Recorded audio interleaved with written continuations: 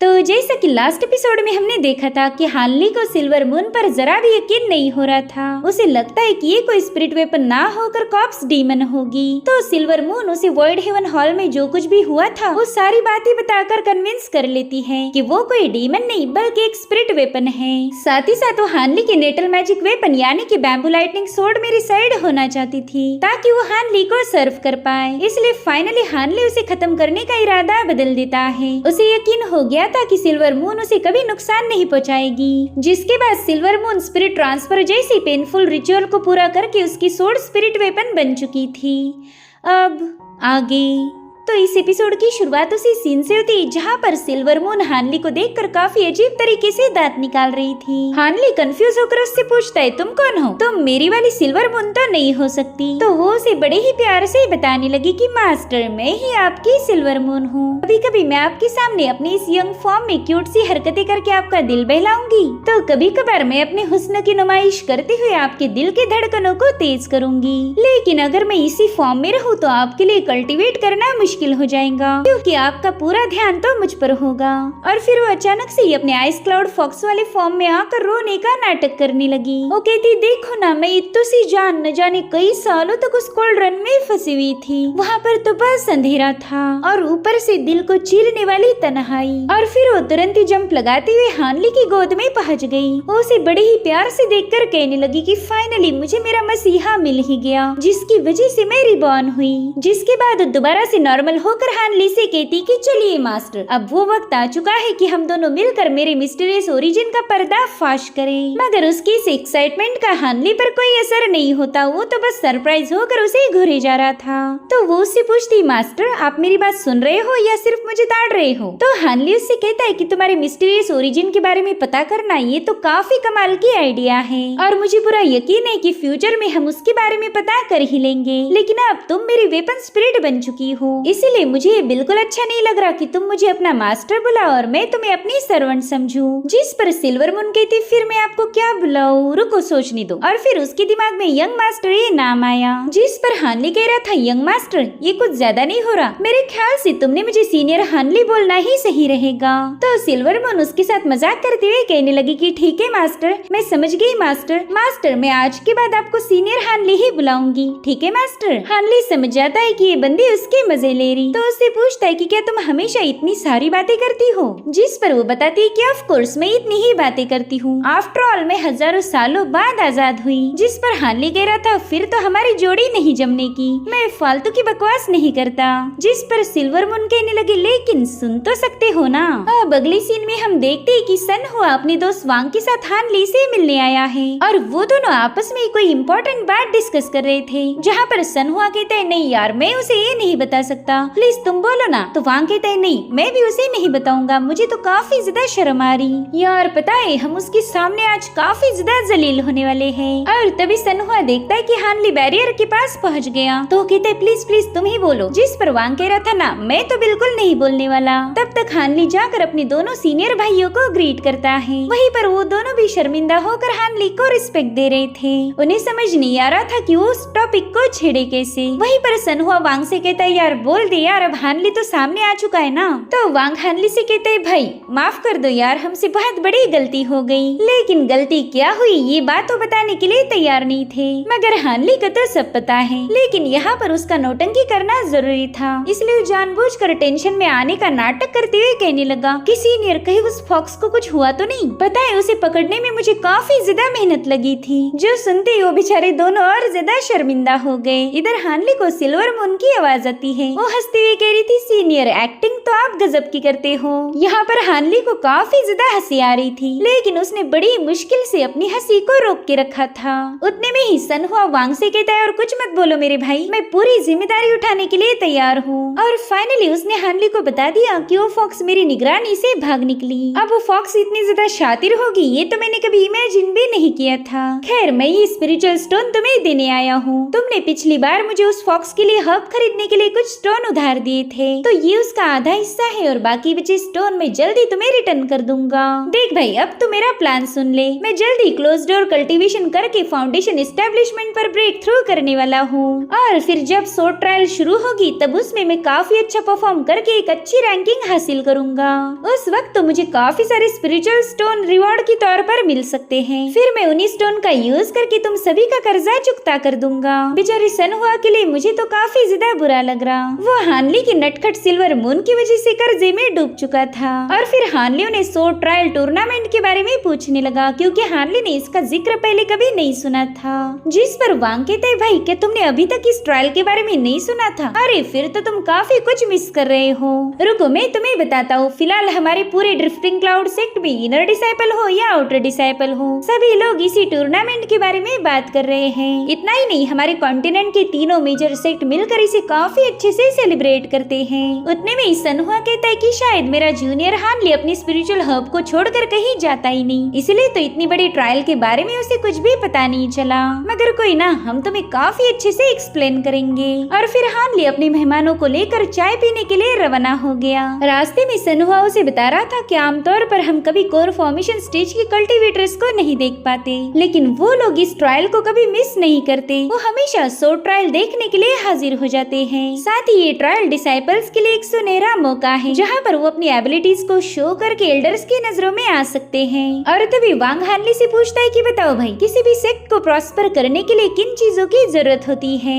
जिस पर हानली जवाब देते हुए बताने लगा कि उसके लिए बस दो ही चीजें इम्पोर्टेंट होती है। सबसे पहले उस सेक्ट के ग्रैंड एल्डर की स्ट्रेंथ, और सेकंड इम्पोर्टेंट चीज है उस सेक्ट के यंग डिसाइपल्स का टैलेंट। अगर किसी भी सेक्ट के पास पावरफुल एल्डर्स और टैलेंटेड डिसाइपल रहे तो वो सेक्ट जल्दी से ग्रो करेगा। हानली का जवाब सुनकर तो वांग काफी ज्यादा इम्प्रेस हो गया। वो कह रहा था, भाई इन्हीं टैलेंटेड डिसाइपल की तलाश करने के लिए ही सोर्ट ट्रायल को ऑर्गेनाइज किया जाता है। तीनों मेजर सेक्ट अपने टैलेंटेड डिसाइपल को इसमें पार्टिसिपेट करने के लिए भेज देते हैं, और जो भी ये जीतेगा उसे जीनियस कहलाया जाएगा। इस ट्रायल की खास बात ये है कि इसमें कल्टीवेशन लेवल की कोई लिमिट नहीं, चाहे कोई डिसाइपल ची कंडेंसेशन पर हो या फिर फाउंडेशन एस्टेब्लिशमेंट पर, वो लोग इसमें आसानी के साथ पार्टिसिपेट कर सकते हैं। बस इस ट्रायल की एक ही शर्त है, तुम्हारी उम्र 30 साल से कम होनी चाहिए। वेल, ये एज लिमिट वाली शर्त सुनकर हानली को थोड़ा सा अजीब लग रहा था, क्योंकि वो खुद 100 या 150 साल का एल्डर होगा। साथ ही वांग उसे बता रहा था कि अगर तुमने लकीली टॉप 10 रैंकिंग के अंदर ही क्वालिफाई किया तो फिर तुम एक और सेरेमनी अटेंड करने के लिए क्वालिफाई हो जाओगे, जिसका नाम है आई ओपनिंग सेरेमनी। और जूनियर, अगर तुम्हें केयरफुली ऑब्जर्व किया जाए तो तुम्हारी उम्र 25 या 26 से ऊपर नहीं हो सकती, तो तुम आसानी के साथ सोर्ट ट्रायल टूर्नामेंट में पार्टिसिपेट कर सकते हो।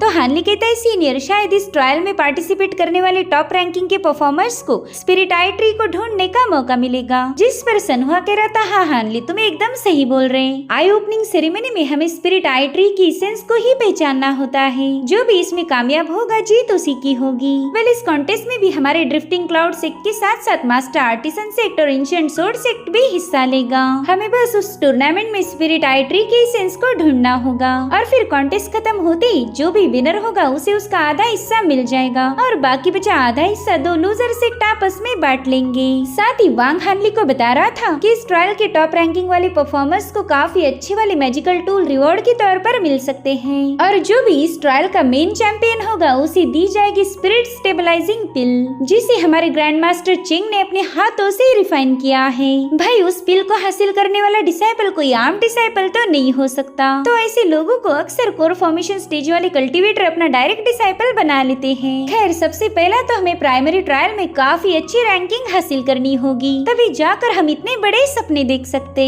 हानली ने उनकी बातें काफी केयरफुली सुन ली थी, और फिर उनके जाने के बाद उसी बारे में सोचने लगा। वो कह रहा था, स्पिरिट स्टेबलाइजिंग पिल और स्पिरिट आई ट्री, ये दोनों आइटम्स काफी ज्यादा रेयर हैं। मैं न जाने कभी से इन रेयर ट्रेजर की तलाश में था, लेकिन किस्मत ने मेरा साथ नहीं दिया। मगर अभी सोर्ट ट्रायल टूर्नामेंट एक काफी अच्छी अपॉर्चुनिटी साबित हो सकती है। उतने में ही सिल्वर मून वहाँ पर पहुँच गई। वो हानली को गहरी सोच में देखकर कहती, शायद मेरे मास्टर भी सोर्ट ट्रायल टूर्नामेंट में पार्टिसिपेट करना चाहते हैं। शायद आप उस स्पिरिट आई ट्री की एसेंस को हासिल करना चाहते हो। तो हानली उसे बताता है कि स्पिरिट आई ट्री तीनों सेक्ट के लिए काफी ज्यादा इम्पोर्टेंट है। इनफैक्ट उसे प्रोटेक्ट करने के लिए इन तीनों सेक्ट ने मिलकर वहाँ पर एक फॉर्मेशन भी सेटअप किया है, ताकि उस एसेंस पर एक अकेला सेक्ट अपना हक ना जमा पाए। तीनों को अपॉर्चुनिटी मिलनी चाहिए कि उस spirit I tree in cloud dream mountains में कहां पर छुपा होगा और इस ट्रायल के जरिए हम उस स्पिरिट आई ट्री के एकदम करीब पहुंच सकते हैं। तो मैं ये सुनहरा मौका बिल्कुल भी गंवाना नहीं चाहता।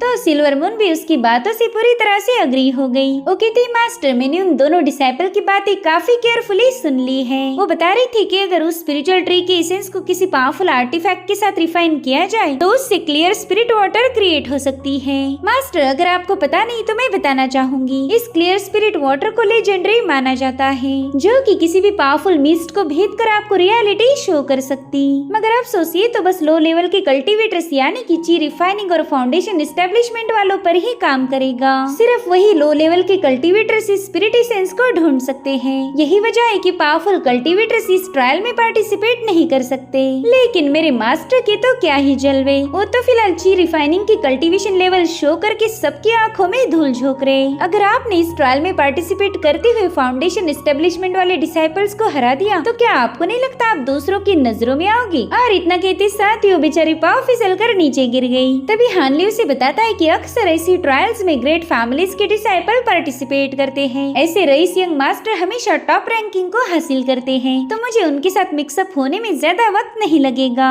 लेकिन तुम्हारी एक बात बिल्कुल सही है, अगर मैं इस कॉन्टेस्ट का विनर बन गया तो सबके नजरों में आ जाऊंगा। और शायद ये बात तुम्हें पता नहीं होगी, लेकिन मुझे लोगों की नजरों में आना बिल्कुल भी पसंद नहीं। मैं हमेशा खामोशी के साथ एकदम सीक्रेटली अपने कामों को अंजाम देता हूँ। लेकिन अब देखते हैं ये ट्रायल कैसी जाएगी। तब तक सिल्वर मून ने दोबारा से छलांग लगा दी थी। वो कह रही थी कि मेरे मास्टर की टेंशन तो पूरी दुनिया से अलग है। लोगों को टेंशन इसलिए आता है क्योंकि वो पावरफुल नहीं, और मेरे मास्टर को टेंशन इसलिए आ रहा है क्योंकि वो हद से ज्यादा पावरफुल है। लेकिन मास्टर हमें कुछ भी करके स्पिरिट आई ट्री को हासिल करना ही होगा, क्योंकि ऐसा मौका हमें दोबारा तो नहीं मिलने वाला। वहीं पर हानली अपनी चाय के मजे लेते हुए सोच रहा था कि अगर स्पिरिट स्टेबलाइजिंग पिल और स्पिरिट आई ट्री मेरे हाथ लग गए तो इससे बड़ी खुशखबरी कोई और तो हो ही नहीं सकती। वेल, सबसे पहला मुझे प्राइमरी ट्रायल को पास करना होगा, उसके बाद ही मैं मेन ट्रायल में पार्टिसिपेट कर पाऊंगा। अब कुछ दिनों बाद ही मूपिलिंग हानली से मिलने पहुंच जाती है, तो हानली तुरंत ही जाकर मूपिलिंग को ग्रीट करने लगा। वो कह रही थी हानली मैं यहाँ पर तुमसे कुछ जरूरी बात करने आई हूँ। मैंने सुना है कि तुम शॉर्ट ट्रायल कंपटीशन में पार्टिसिपेट करने वाले हो, क्या ये बात सच है? जिस पर हानली कह रहा था जी सीनियर, अगर आपके पास कोई गाइडेंस है तो आप मुझे इनलाइट कर सकती हो। जिस पर मूपिलिंग कहने लगी कि तुम्हारा ये डिसीजन मुझे काफी ज्यादा पसंद आया। ट्रायल में पार्टिसिपेट करना और ट्रेनिंग करना इसमें ज्यादा कोई फर्क नहीं। मैं चाहती हूँ कि तुम उस ट्रायल में अपनी बेस्ट एबिलिटीज शो करो, बस हाई रैंकिंग को अचीव करने के चक्कर में अपनी फाउंडेशन को डैमेज मत कर लेना। तो हानली तुरंत ही उसकी गाइडेंस के लिए उसका शुक्रिया अदा करने लगा। मूपिलिंग कह रही थी चलो मैं भी प्राइमरी ट्रायल देखना चाहती हूँ, तो मैं तुम्हें अरीना तक पहुँचा देती हूँ। जिसके बाद ये दोनों भी मूपिलिंग की फ्लाइंग कारपेट पर सवार होकर सीधे अरीना की तरफ रवाना हो गए। अब हमें ड्रिफ्टिंग क्लाउड सेक्ट का अरीना दिखाया जाता है जहाँ पर डिसाइपल्स की भीड़ लगी थी। तब तक मूपिलिंग भी हानली को लेकर वहाँ पर आ जाती है। उसे वहाँ देखकर फेंग तो काफी ज्यादा खुश हो गया था। उससे कहने लगा कि काफी दिनों बाद हमारी मुलाकात हुई, आप ठीक तो हो ना? दरअसल आप इतने दिनों से दिखी नहीं तो मैं आपके लिए काफी ज्यादा परेशान था। जिस पर मूपिलिंग कह रही थी सीनियर फेंग आपको मेरी फिक्र करने की कोई जरूरत नहीं।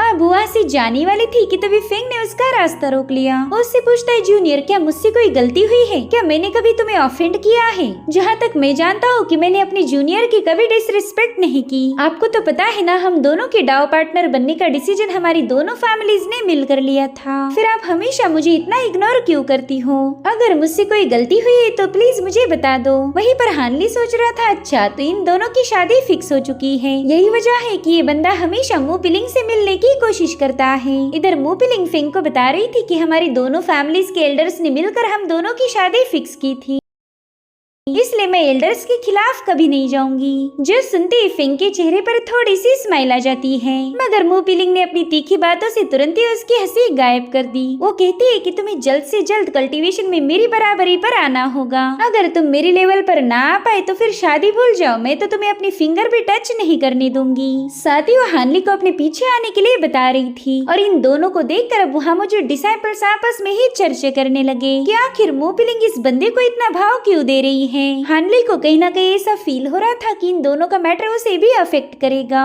आज नहीं तो कल वो बड़ी मुसीबत में फंसने वाला है। अब हानली अपने दोस्त सन और वांग को ग्रीट करके आगे जा ही रहा था कि तभी एक मिस्टीरियस डिसाइपल उससे बात करने लगता है। वेल ये वही बंदा है जिसकी बॉडी से रिलीज होने वाली ऑरा को पिछली बार हानली पहचान नहीं पाया था। वो हानली से कह रहा था कि हम दोनों की ज्वाइनिंग एक ही दिन हुई थी। वैसे मेरा नाम है डोंग, क्या मैं आपका नाम जान सकता हूँ? तो हानली भी उसे ग्रीट करते हुए अपना नाम बता देता है। अब वो बंदा इधर उधर ध्यान रखते हुए धीरे से हानली से कहने लगा कि सीनियर मूबिलिंग इस सेक्ट में काफी ज्यादा फेमस है। वो खुद आपको यहाँ पर लेके आई। इससे ये बात साबित होती कि आप सीनियर मूबिलिंग के साथ काफी ज्यादा क्लोज हो। तो मैं बस आपको इतना पूछना चाहता हूँ कि क्या उन्होंने स्वॉर्ड ट्रायल टूर्नामेंट के बारे में आपको कोई इन्फॉर्मेशन दी है? जिस पर हानली कहता है नहीं, उन्होंने तो मुझे कुछ नहीं बताया। और फिर अचानक से ही हानली गुस्से में उससे पूछता है कि अगर तुम्हारे पास कोई इनसाइड इन्फॉर्मेशन है तो मुझे बता दो। उसका लुक देखकर तो बंदा थोड़ा सा पैनिक हो गया था और फिर वो काफी कंफ्यूज होकर जोर जोर से हंसने लगा। वो कहता है सीनियर आप तो मेरा मजाक उड़ा रहे, मैं तो बस एक मामूली सा कल्टीवेटर हूँ, भला मेरे पास इनसाइड की इन्फॉर्मेशन कहाँ से आएगी? खैर कोई नहीं, अब मुझे इजाजत दीजिए। जिसके बाद दोनों एक दूसरे को ग्रीट करते हैं। डोंग उससे कहता है कि एक आध दिन मैं आपको ड्रिंक के लिए इनवाइट करूंगा, प्लीज मेरे इनविटेशन को एक्सेप्ट कर लेना।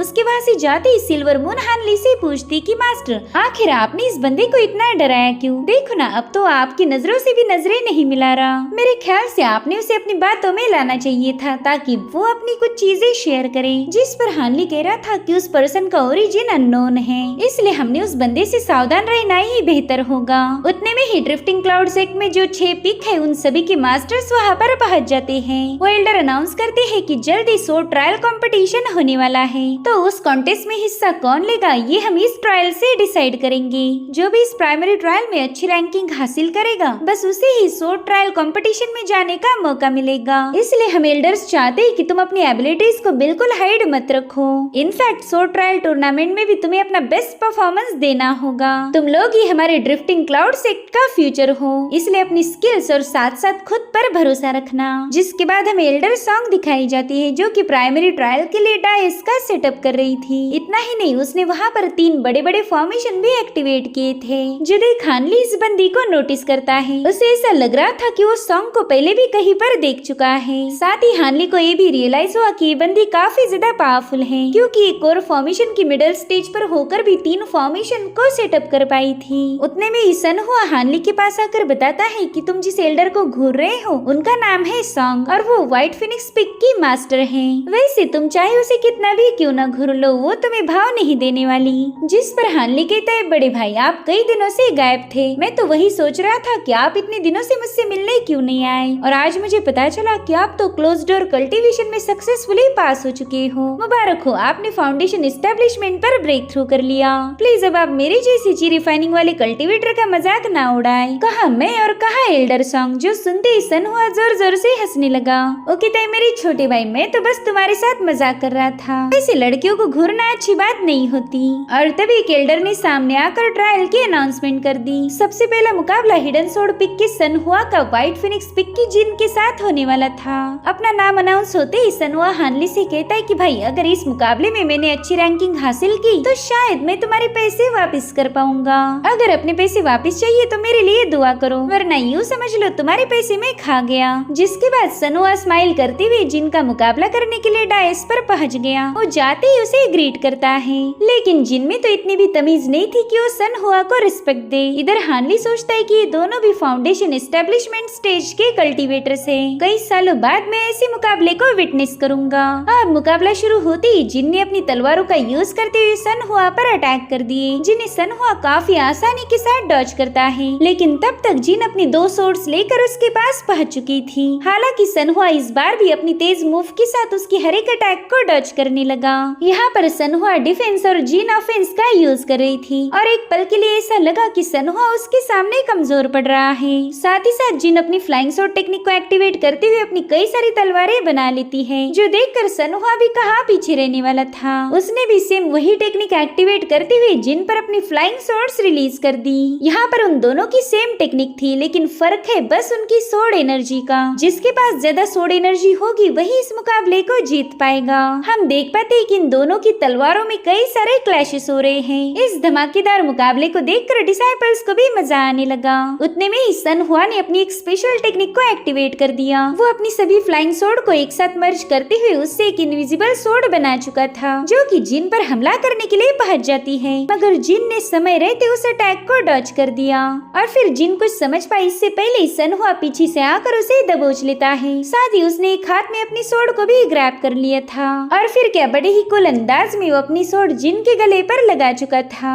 उसने एक बंदी को काफी रोमांटिक अंदाज में हरा दिया था। जैसे सन हुआ कि विनर बनने की अनाउंसमेंट हुई वो काफी ज्यादा खुश हो जाता है। इधर हानली सोचता है कि इस बंदे ने सिर्फ एक बार में ही फाउंडेशन एस्टेब्लिशमेंट स्टेज को अचीव किया, साथ ही अपने ही सेम लेवल की कल्टीवेटर को इतनी आसानी के साथ हरा दिया। इतना ही नहीं, ये बंदा काफी ज्यादा नेक दिल है। मुझे तो अब ये बंदा बहुत ज्यादा इंटरेस्टिंग लग रहा। वहीं पर सन हुआ के दोस्त भी उसका ये परफॉर्मेंस देखकर काफी ज्यादा खुश हो गए। वहीं पर एल्डर फेंग कह रहे थे कि इस यंगर जनरेशन ने तो मेरा दिल जीत लिया। मानना पड़ेगा ये बच्चे टैलेंटेड हैं, लेकिन ये बच्चे हमारी सॉन्ग का मुकाबला नहीं कर सकते। जब सॉन्ग इनके लेवल पर थी तब इसके टैलेंट का कोई मुकाबला नहीं था। अपनी तारीफ सुनकर सॉन्ग एल्डर फेंग की तरफ देखकर हंसने लगी। उतने में ही एल्डर फेंग कहते कि सोर्ड ट्रायल टूर्नामेंट के बारे में मुझे तुम लोगों से कुछ डिस्कस करना है। इसलिए उस सभी एल्डर्स उनके साथ वहाँ से रवाना हो गए। हालांकि ट्रायल अभी भी जारी थी, जिस पर एल्डर फेंग के जूनियर एल्डर्स नजर रखेंगे। इधर सन हुआ अपने दोस्तों के पास पहुँचते ही सभी लोग उसे कांग्रेचुलेट करने लगे और उतने में सेकंड मुकाबले की अनाउंसमेंट की जाती है, जो कि हेवनली स्प्रिंग पिक के हानली और फायर क्लाउड पिक के लिन शिटोंग के दरमियान होगा। तो हानली तुरंत ही लिन शिटोंग का मुकाबला करने के लिए डायस पर पहुंच जाता है। लिन शिटोंग हानली से कह रहा था, मेरे भाई मेरे पास ज्यादा ट्रिक्स नहीं है, इसलिए मुझ पर थोड़ा सा इजी जाना। पता चले तुम्हारे एक ही अटैक में मेरी वाट लग गई। जिस पर हानली कह रहा था, बड़े भाई आप तो मेरा मजाक कर रहे हो। खैर आपके साथ फाइट करके मुझे भी कुछ सीखने को मिलेगा। और फिर मुकाबले की अनाउंसमेंट होते ही लिन शिटोंग ने बड़ी ही तेजी के साथ अपने बैरियर को हटाते हुए यांग एट्रीब्यूट को एक्टिवेट कर दिया। उसके यांग फायरबॉल देखकर सभी डिसाइपल्स काफी ज्यादा हैरान थे।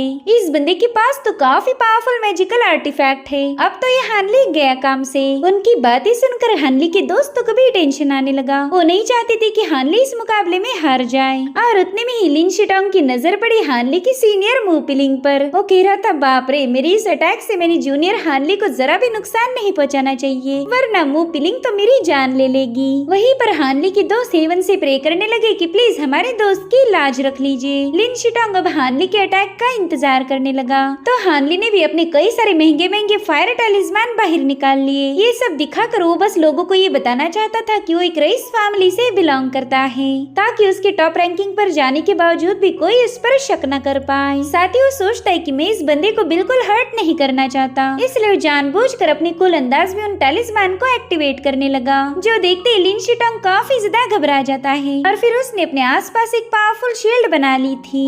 लेकिन टैलिस्मान के मुसलसल धमाकों की वजह से वो शील्ड ब्रेक होकर लिन शिटोंग तुरंत ही वहाँ से भाग निकला। वो कह रहा था, प्लीज मुझे घायल नहीं करो, मैं हार मानता हूँ। तो इस तरह से बिना कुछ किए ही हानली मुकाबला जीत गया था। इधर सन हुआ और उसके दोस्त कहते, यार हमें तो लगा था कि जूनियर हानली भी हमारे जैसा ही गरीब होगा, मगर ये तो हद से ज्यादा अमीर निकला। इनफैक्ट सभी डिसाइपल्स इसी बारे में बात कर रहे थे कि इस बंदे ने इतने महंगे टैलिस्मान को इस तरह से उड़ा दिया मानो कोई मामूली से पटाखे हो। शायद ये किसी ग्रेट और पावरफुल फैमिली का यंग मास्टर होगा। इधर मुंह पिलिंग स्माइल करते हुए सोचती है कि इसका फाइटिंग अंदाज भी बेफिक्रा है। अब तो ये बंदा मुझे पसंद आ रहा। और इसी के साथ एपिसोड यहीं पर एंड हो जाता है। Thank you so much for watching. Bye bye, take care.